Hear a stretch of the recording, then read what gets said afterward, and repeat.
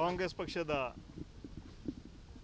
41ನೇ ಸಂಸ್ಥಾನ ದಿನಾಚರಣೆ 140 ಕಳೆದಿದೆ.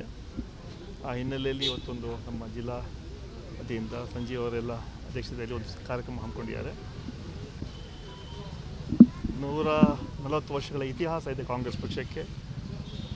ಈ ದೇಶಕ್ಕೆ ಸ್ವಾತಂತ್ರ್ಯ ಕಾಂಗ್ರೆಸ್ ಪಕ್ಷದ ನಾಯಕತ್ವದಿಂದ ಮಹಾತ್ಮ ಗಾಂಧಿ, ಮೌಲಾನಾ ಅಬುಲ್ ಕಲಾಂ ಆಜಾದ್ ಹಲವಾರು ಮುಖಂಡರು ಹೋರಾಟ ಮಾಡಿ ಕಾಂಗ್ರೆಸ್ ಪಕ್ಷ ನಾಯಕತ್ವದಲ್ಲಿ ಈ ದೇಶಕ್ಕೆ ಸಿಕ್ಕಿದೆ. ಕಾಂಗ್ರೆಸ್ ಪಕ್ಷ ಕೇವಲ ಒಂದು ಸಂಘಟನೆ ಮಾತ್ರ ಅಲ್ಲ, ಒಂದು ಶಕ್ತಿ, ಒಂದು ವಿಚಾರಧಾರೆ, ಒಂದು ಹೋರಾಟ. 140 ವರ್ಷ ಹಿಂದೆ ಏನು ಸಂಘಟನೆ ಮಾಡಿದರು, ಸ್ವಾತಂತ್ರ್ಯ ಹೋರಾಟದಲ್ಲಿ ಯಾವತ್ತೂ ಕೂಡ ಕೇವಲ ಅಧಿಕಾರಿ ಕೊಟ್ಟಂಥ ಪಕ್ಷ ಕಾಂಗ್ರೆಸ್ ಪಕ್ಷ ಅಲ್ಲ.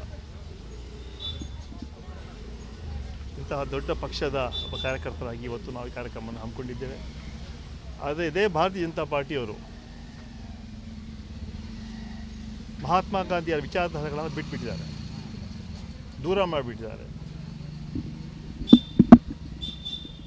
ನರೇಗಾ ಯಾವ ಸ್ಕೀಮ್ 20 ವರ್ಷ ಹಿಂದೆ ನಮ್ಮ ಸರ್ಕಾರ ಅಧಿಕಾರಕ್ಕೆ ಸಂದರ್ಭದಲ್ಲಿ ಮನಮೋಹನ್ ಸಿಂಗ್ ಟೈಮಲ್ಲಿ ತಂದಿದ್ವಿ.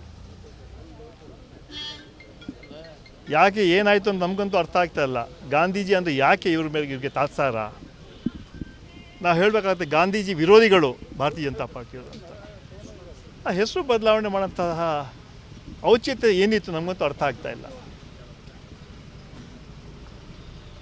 ಎಲ್ಲ ನಾವು ಕೇಂದ್ರ ಎಲ್ಲ ಸಂಸ್ಥೆಗಳ ಹೆಸರುಗಳು ಬದಲಾವಣೆ ಮಾಡಿ, ನೆಹರು ಹೆಸರು ಬದಲಾವಣೆ ಮಾಡ್ತಾರೆ, ಇಂದಿರಾ ಗಾಂಧಿ ಹೆಸರು ಬದಲಾವಣೆ ಮಾಡ್ತಾರೆ, ರಾಜೀವ್ ಗಾಂಧಿ ಹೆಸರು ಬದಲಾವಣೆ ಮಾಡ್ತಾರೆ.